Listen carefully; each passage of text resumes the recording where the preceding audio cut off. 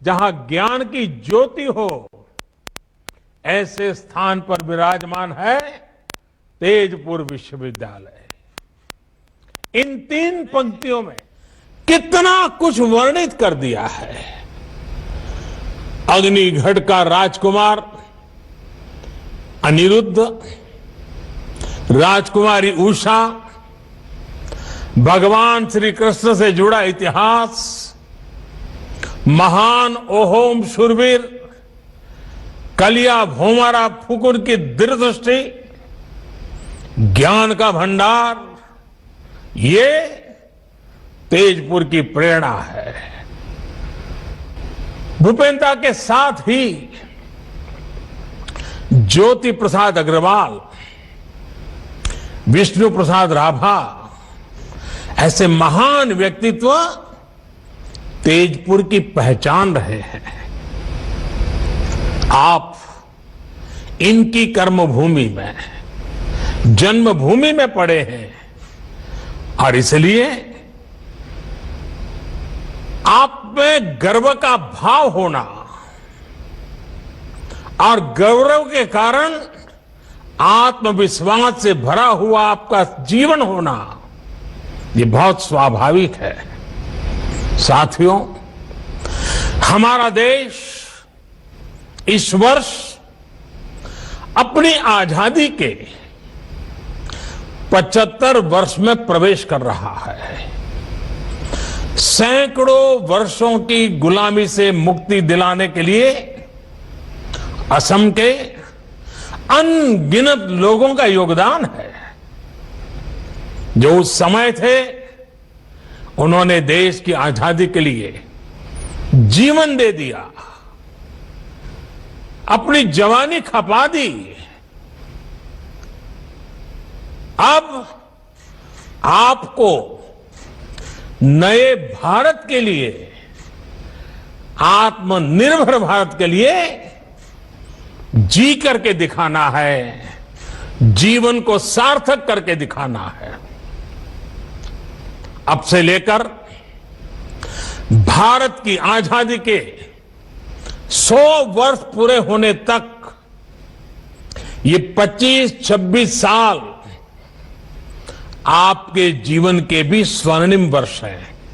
आप कल्पना कीजिए, 1920-21 में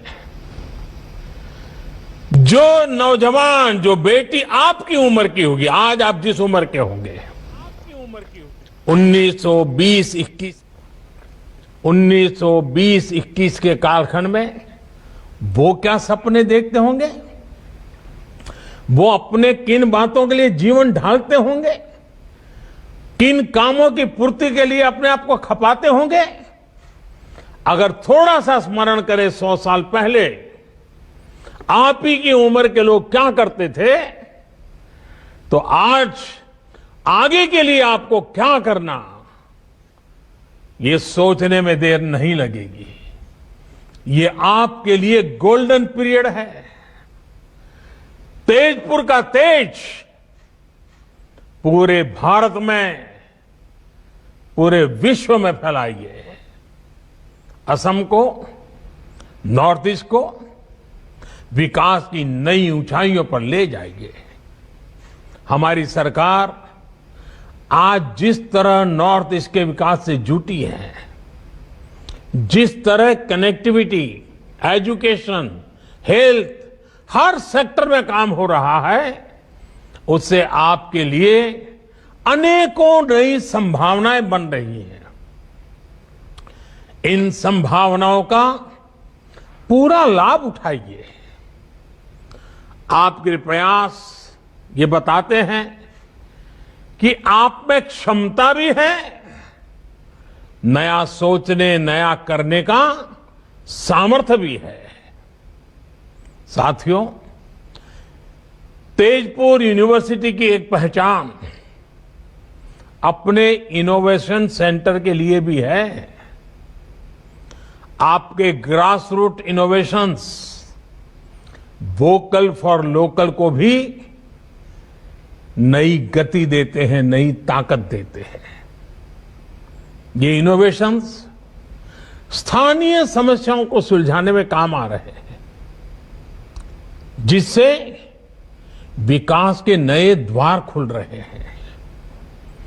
अब जैसे मुझे बताया गया कि आपके डिपार्टमेंट ऑफ केमिकल साइंस ने पीने के पानी को साफ करने के लिए एक कम कीमत वाली आसान टेक्नोलॉजी पर काम किया है। इसका लाभ असम के अनेक गांवों को हो रहा है। बल्कि मुझे तो ये बताया गया कि अब ये नई टेक्नोलॉजी छत्तीसगढ़ में, उड़ीसा में, बिहार में, कर्नाटक, राजस्थान जैसे राज्यों तक भी पहुंच रही है। मतलब ये आपकी कीर्ति पताका फैल रही है। भारत में इस प्रकार की टेक्नोलॉजी के विकास से हर घर जल पहुंचाने का जल जीवन मिशन को जो सपना है उसको एक सशक्तिकरण होगा। साथियों, पानी के अलावा गांवों में वेस्ट टू एनर्जी, कचरे से कंचन, इसमें बदलने का जो बीड़ा आपने उठाया है उसका प्रभाव भी बहुत बड़ा है। फसलों के अवशेष हमारे किसानों और हमारे पर्यावरण दोनों के लिए बड़ी चुनौती है। बायोगैस और ऑर्गेनिक फर्टिलाइजर से जुड़ी एक सस्ती और प्रभावी टेक्नोलॉजी को, उसको लेकर जो काम आप अपनी यूनिवर्सिटी में कर रहे हैं, उससे देश की एक बहुत बड़ी समस्या हल हो सकती है। साथियों, मुझे ये भी जानकारी दी गई है कि तेजपुर यूनिवर्सिटी नॉर्थ ईस्ट की बायोडायवर्सिटी और रिच हेरिटेज को संरक्षित करने का भी अभियान चला रही है। नॉर्थ ईस्ट के आदिवासी समाज की वो भाषाएं जिन पर विलुप्त होने का खतरा है, उनको डॉक्यूमेंट करना बहुत सराहनीय काम है। इसी तरह संत श्रीमंत शंकरदेव जी की जन्मभूमि नौगांव के बाताद्रव स्थान में सदियों पुरानी लकड़ी पर उकेरी गई कला का, उसका प्रिजर्वेशन हो, या फिर गुलामी के कालखंड में लिखी गई असम की किताबों और पेपर्स का डिजिटीकरण हो, आप वाकई इतने विविध कामों पर लगे हुए हैं। कोई भी इसको सुनेगा उसको गर्व होगा कि इतना दूर हिंदुस्तान के पूर्वी छोर पर तेजपुर में ये तपस्या हो रही है, साधना हो रही है। आप वाकई कमाल कर रहे हैं।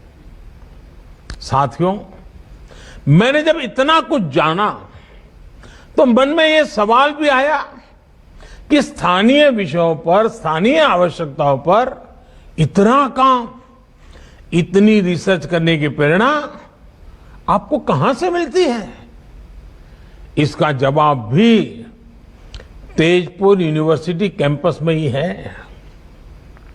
अब जैसे आपके हॉस्टल्स चराईदेव, नीलांचल, कंचनजंगा, पटकाई, धानसिरी, सुबनसिरी, कोपिली, ये सभी पर्वतों, चोटियों और नदियों के नाम पर है। और ये सिर्फ नाम नहीं है, ये जीवन की जीती जागती प्रेरणा भी है। जीवन यात्रा में हमें अनेक मुश्किलों, अनेक पर्वतों का सामना करना पड़ता है, कई नदियों को पार करना पड़ता है। एक बार का काम नहीं होता।